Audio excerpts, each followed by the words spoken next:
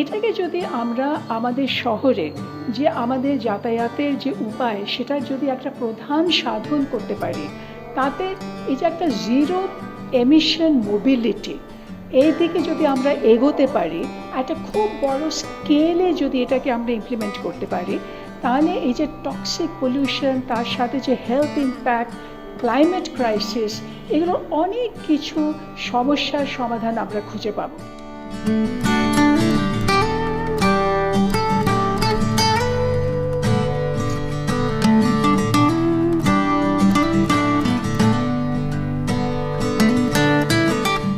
সব জায়গায় সাইক্লিং বাড়ছে, এখন কলকাতায় কমছে, বেশি লোক করবে না। সো এটা বেটার ওয়ার্ল্ড অ্যাওয়ারনেস, আরও সাইক্লিং করবে, রাস্তা বন্ধ হয়ে যাবে, সাইক্লিং আরও সেফ সাবধান হবে। কলকাতা আমি দেখেছিলাম, আমি সাইক্লিং করি, আমি গাড়ি ড্রাইভিং করি, প্রথম মানুষ এটা গাড়ি মানুষ ও আওয়াজ করে, মানে এটা আমার রাস্তা, আপনি সাইডে যাবেন, এরকম হবে।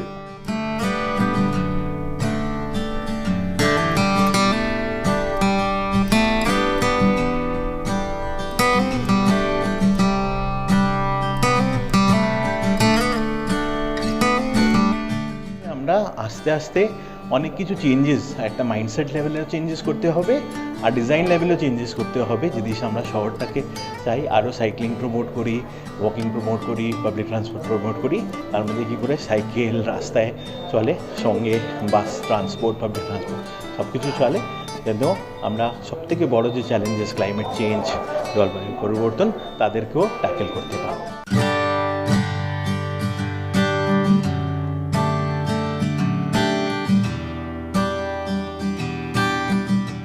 এখানে তো অভিযোগের প্রশ্ন নয়, এখানে হচ্ছে যে সমস্যাগুলো এই আরবান মোবিলিটিতে আছে, মানে কলকাতায় আমাদের চলাচলের জন্য যে সমস্যাগুলো আছে, সেই যানবাহনের ব্যবহারগুলো আমাদের এখানে কনজেশন বাড়ছে, হেলথ হ্যাজার্ড বাড়ছে, এবং অ্যাক্সিডেন্টের জন্য আমরা যদি দেখি, তাহলে এই আরবান মোবিলিটি প্ল্যানিংয়ের ক্ষেত্রে বা রোড ইউজার হিসেবে তাদের একটা মানে সুস্থ মীমাংসা হওয়া উচিত।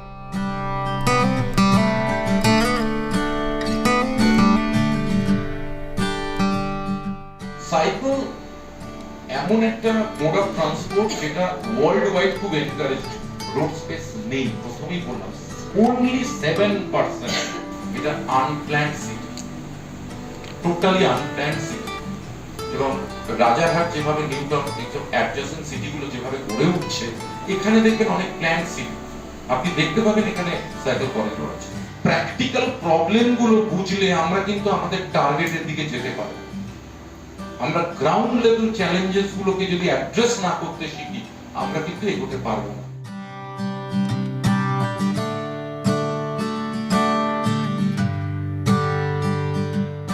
রানার রিপোর্ট, এস নিউজ।